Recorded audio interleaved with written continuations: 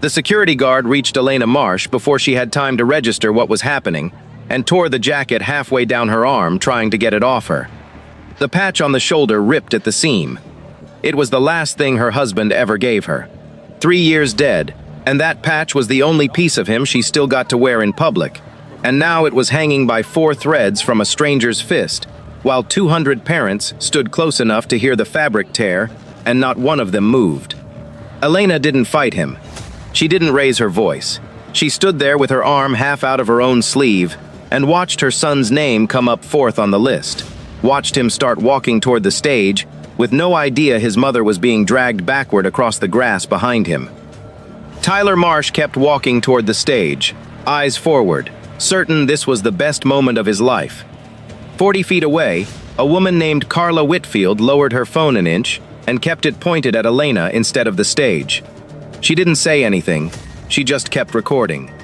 Stay with this one, because what 700 motorcycles did to a school parking lot 1 week later, nobody in Caldwell Springs, Oregon saw coming. Elena Marsh drove home with the torn jacket folded on the passenger seat like something that needed to be handled carefully.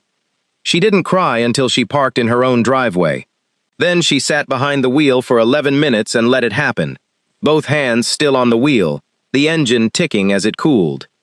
Mark Doyle had given her that jacket 9 years ago, the week Tyler turned 9, the same week he rode in his first long-distance run with the Caldwell County Charter and came home smelling like diesel and rain. He'd had the patch made special, not the club's main colors, just a small memorial wing design he commissioned after losing a brother on the road 2 years before Elena ever met him. He told her it meant safe travels. He told her to wear it whenever she needed to feel like he was still around. 3 years ago, on a Tuesday in March, Mark didn't come home from a supply run. A truck crossed the center line outside Millbrook on Route 11. He was 41 years old. Elena kept the jacket in the closet for 8 months before she could put it on again. When she finally did, she wore it the way some people wear a wedding ring after they're widowed. Not for anyone else to see, just so she didn't feel like she was carrying the whole weight by herself. Tonight she had worn it for Tyler. For the one moment she'd promised herself she would stand in that crowd and feel Mark standing there too. She picked up her phone and called Carla Whitfield, the only number she had memory enough to dial through tears. "I have it," Carla said before Elena could ask. "I have all of it." "Don't post it," Elena said. "Not yet. Elena, I need to think." She hung up and sat in the dark kitchen for a long time, the jacket across her lap, running her thumb along the torn seam the way you check a wound to see how bad it really is. To understand why a security guard felt confident enough to drag a grieving widow off a football field in front of 400 witnesses, you have to go back 6 weeks, to a conference room at Ridgemont High School with bad lighting and a coffee maker that hadn't worked since September. Diane Castellano had chaired the Caldwell Springs School Board for 5 years. She was 49 years old, sharp, organized, and ambitious in the careful way that people are ambitious when they've watched other people flame out from being obvious about it. The State Board of Education had an opening coming in November. She had already had 2 private conversations about it. She needed the district to look clean for 6 more months. Clean and controlled, and the kind of place a state appointment committee could point to without flinching. Marcus Ridley sat across from her that evening with a folder of printed news clippings he'd been collecting for 3 months. Ridley ran a real estate office on Main Street and led a parent group called Caldwell Families First, formed the year before after a minor vandalism incident at the middle school that had nothing to do with motorcycles, nothing to do with veterans, nothing to do with anyone's grief. But Ridley had decided somewhere along the way that the Caldwell County Charter, 34 years parked 2 blocks from the elementary school, was the kind of visible threat that made parents nervous on school tour days. "It's not about any one person," Ridley told her. "It's about what the patches represent. Parents see that ink, those vests, and they assume the worst. You can fix that perception with one clean policy." Castellano had pushed back, gently, the first time. By the 3rd meeting, she had stopped pushing back. Board Policy 412 was drafted in 12 days.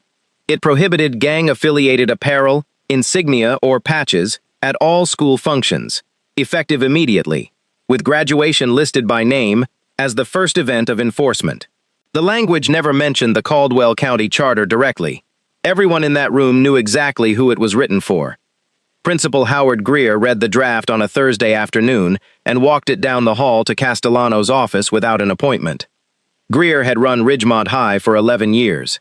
He'd had Mark Doyle's name on a guest list every fall for the Veterans Day Assembly, the year Mark came in and talked to senior government class about service and sacrifice without once mentioning the club on his vest. Greer set the policy draft on the desk and put one finger on it. "Diane," he said, "you understand who this actually hits." "It's a content-neutral dress policy," Castellano said. "Every district in the state has something like it." "Elena Marsh's husband is buried in the Veterans section at Caldwell Memorial," Greer said. "Her son is graduating in 6 weeks. You really want her photograph to be the one that goes with this story?" Castellano didn't answer that directly. She said the policy was already drafted, already reviewed by council, already scheduled for a vote. She said the optics were the optics, and the board had a job to do. Greer went back to his office and called the head of security, a man named Russell Pratt who had worked at Ridgemont for 6 years, and took instructions literally because nobody had ever taught him there was another way to take them. "If anyone shows up Friday in violation of 412, Greer told him, choosing his words with more care than he realized he'd need. "Speak to them quietly first. Give them the chance to step aside. Don't make a scene." He should have written that down and made Pratt repeat it back. Elena Marsh had spent 9 years learning the difference between the things she could fix and the things she just had to survive. She found out about Policy 412 from a printed letter mailed to every graduating family 2 weeks before the ceremony. 4 paragraphs of administrative language buried on page 2 of a packet about parking and cap and gown pickup times. She read it twice at her kitchen table and felt something cold settle into her stomach. She called the district office the next morning. A receptionist transferred her to a voicemail box that was already full. She drove to the school in person on her lunch break from the diner where she'd worked the line for 6 years. Principal Greer met her in the front office, his face already apologetic before she said a word. "I tried," he told her quietly. "I want you to know I tried." "Can I wear it or not?" Elena said. Greer looked at the floor for a moment. "The policy doesn't make an exception," he said. "I'm sorry, Elena. I really am." She thanked him for his honesty and drove back to work, with her hands tight on the wheel the whole way. That night, she sat Tyler down at the kitchen table and told him what the letter said. Tyler was 18, broad-shouldered like his father, with Mark's same habit of going quiet before he got angry instead of after. "Don't wear it then," he said. "I don't need you getting in trouble at my graduation, Mom." "I'm not going to let them tell me I can't carry your father with me," Elena said. "They're not telling you that. They're telling you not to wear a vest." "It's not the vest, Tyler. You know what it is." He did know. He'd watched her sleep in that jacket the first winter after the accident. On the nights the silence in the house got loud enough that she needed something with Mark's smell still caught in the seams. He didn't argue with her again. 2 days before graduation, Elena drove out to the Caldwell County Clubhouse on Route 9, the long gravel road she hadn't driven down in over a year, not since the anniversary of Mark's funeral. She found Wade Holloway in the garage, 63 years old, gray beard, forearms marked with 30 years of ink and sun, working on a carburetor, with the radio playing low. He looked up and set the wrench down the moment he saw her face. "Elena." "They passed a policy," she said.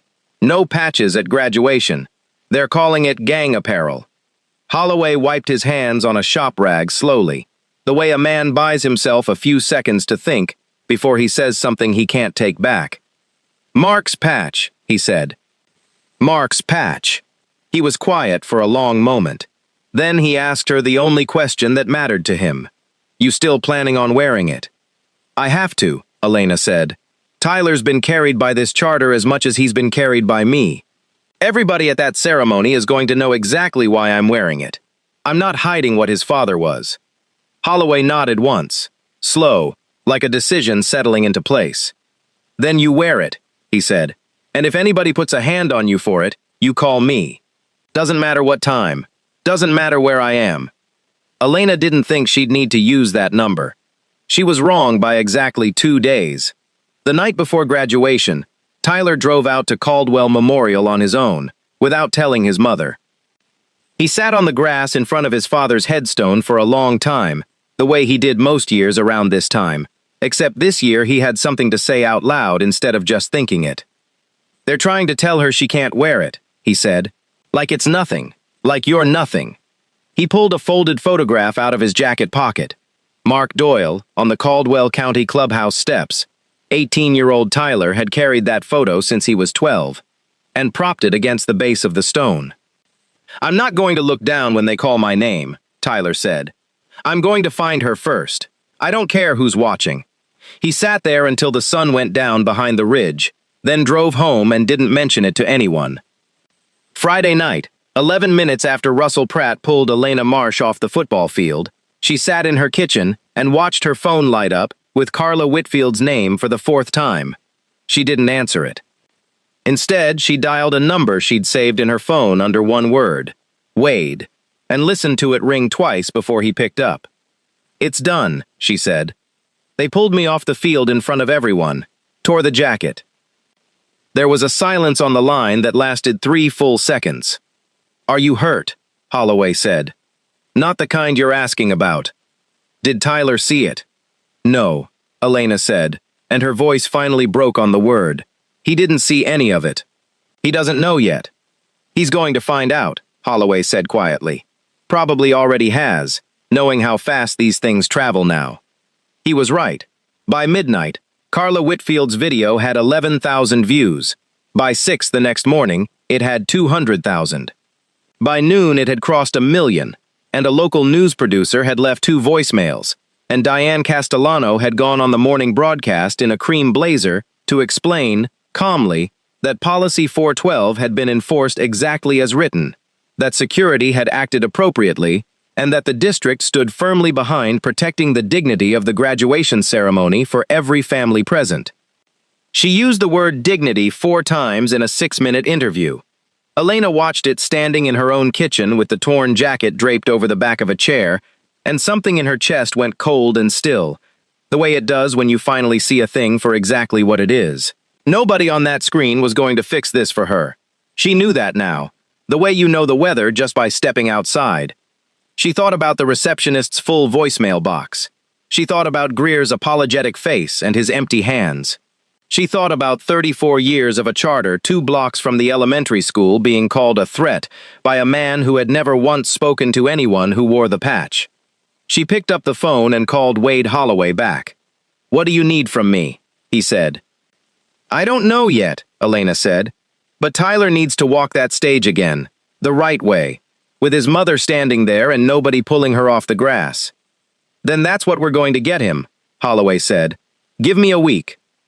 The Caldwell Springs School Board held its next public session the following Tuesday at 7 in the evening, in a gymnasium chosen specifically because the regular meeting room only sat 60 people, and someone on staff had quietly warned Castellano that 60 seats would not be enough.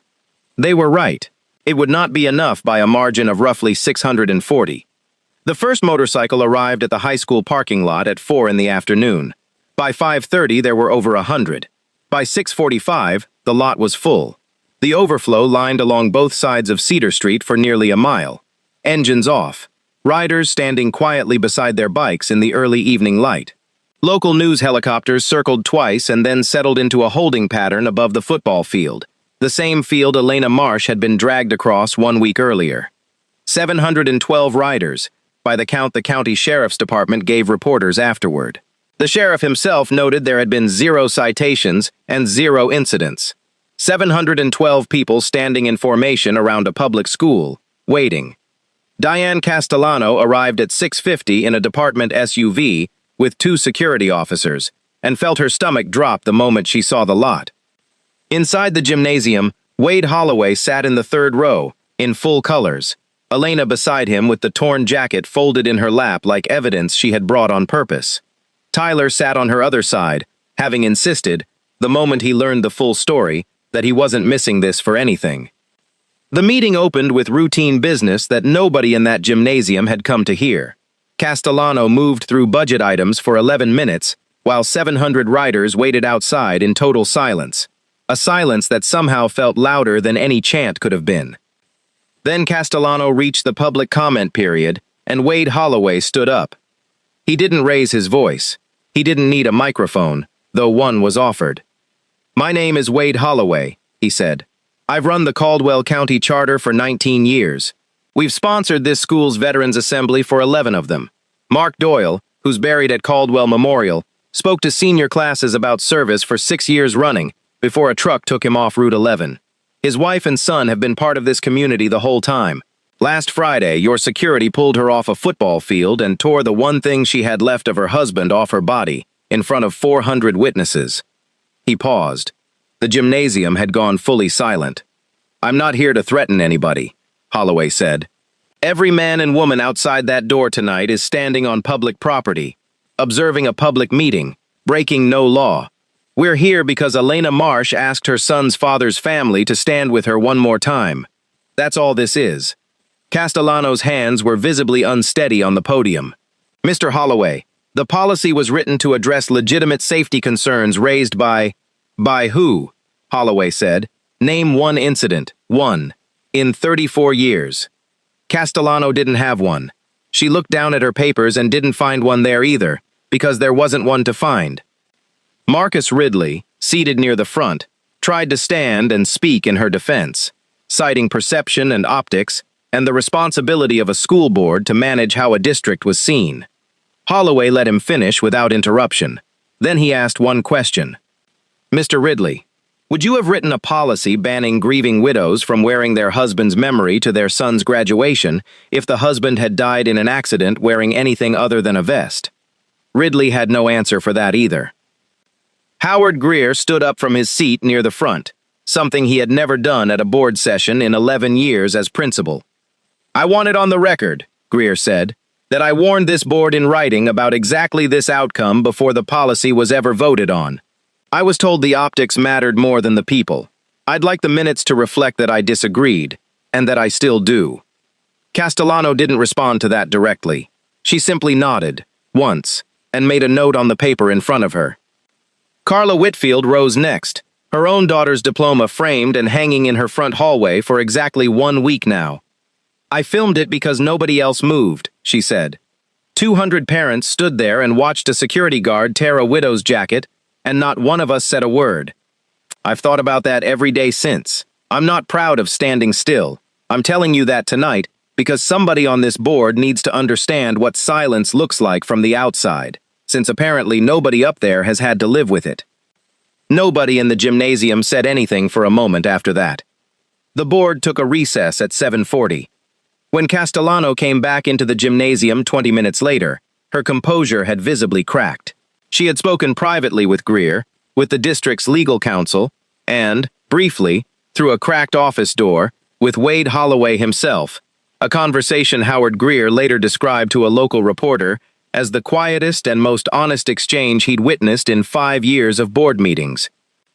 When Castellano returned to the podium, she didn't read from prepared notes. "I'm rescinding Policy 412 effective tonight," she said. "The board will issue a formal review of how it was passed and who it was actually designed to target. And Mrs. Marsh," her voice caught slightly, the first unscripted moment anyone in that room had seen from her in 5 years. "I owe you a personal apology. Not a statement, not a press release. An apology, in person, for what happened to you and your son."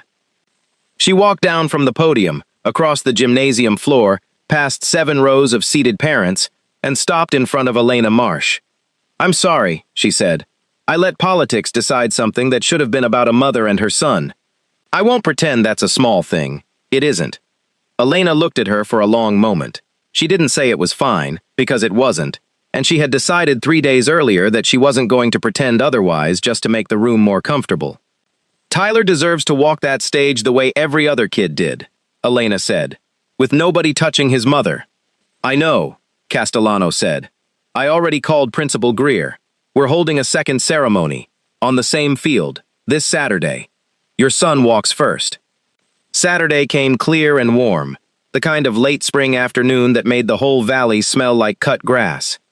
Tyler Marsh walked across the same stage where, 1 week earlier, his mother had been dragged off the grass behind him without him ever knowing. This time, Elena stood in the front row, wearing the jacket, the torn seam stitched back together by a tailor on Main Street, who had refused to take payment once she heard the story. When Tyler's name was called, he didn't look down at his shoes the way nervous 18-year-olds do. He looked straight at his mother, found her in the crowd in under 2 seconds, and pointed one finger at her the way his father used to point at her across a crowded clubhouse. A small private signal that meant, "I see you," before he ever walked up to take his diploma. He had told his father he would do exactly this, sitting alone on the grass at Caldwell Memorial the week everything fell apart, and he had kept his word. Howard Greer read the announcement himself, a small addition the school had approved without controversy. Tyler Marsh, graduating in honor of his father, Mark Doyle, United States Army veteran and member of the Caldwell County Charter. Wade Holloway stood at the edge of the field in his colors, arms crossed, saying nothing, the way men like him say the most by saying nothing at all. Diane Castellano did not attend a podium that day. She sat quietly in the audience, in plain clothes, 3 rows behind Elena, and watched the ceremony the same way every other parent did. 6 months later, a state ethics review of how Policy 412 had been drafted and enforced found that it had been adopted without proper legal review and had targeted a specific community group based on appearance rather than documented conduct. Diane Castellano withdrew her name from consideration for the state board seat before the review was even finished. She finished out her term on the Caldwell Springs board and did not run again. In a brief statement to the local paper, she said she had let pressure from a small group of vocal parents outweigh her responsibility to the families she actually served, and that she had learned, far too late for Elena Marsh's sake, that policies written to manage perception always end up costing someone real. Marcus Ridley's group quietly stopped meeting within the year. Russell Pratt completed a retraining program through the district and, by Principal Greer's account, became considerably more careful about the difference between a policy and a person standing in front of him. Elena Marsh still works the line at the same diner on Main Street. Tyler left for community college that fall, 2 towns over, close enough to come home most weekends. On the evenings he does, Wade Holloway is sometimes there too, fixing something in the garage, the radio on low, the way he's been there off and on since the week Mark didn't come home from Route 11. Elena kept the mended jacket. She doesn't wear it every day anymore. She wears it when she needs to. She thinks, sometimes, about the moment Tyler pointed at her from that stage instead of looking down, about how a boy learns, mostly by watching, what it means to stand your ground without raising your voice, and what it means to be the kind of family that shows up for each other, no matter how many people tell you to stay home. That was the whole lesson, in the end. The motorcycles were just the proof. The apology was just the paperwork. The real thing was a mother who refused to take off the last thing she had left of the man she loved, and a community that finally remembered dignity isn't something a policy gets to decide who deserves. Thank you for riding this one out with Heart Tales. If this story moved something in you, drop a comment below. We read every single one. Tell us, would you have worn the jacket? If you haven't subscribed yet, join the Heart Tales family. New stories every week, and they only get better from here. 2 more stories are waiting for you on the end screen right now. Pick one. We'll see you there. Disclaimer. This is a fictional story inspired by real themes of brotherhood, dignity, and justice. All characters, locations, and events depicted are entirely fictitious. Any resemblance to actual persons, living or dead, or actual events is purely coincidental. This story is intended for entertainment purposes only.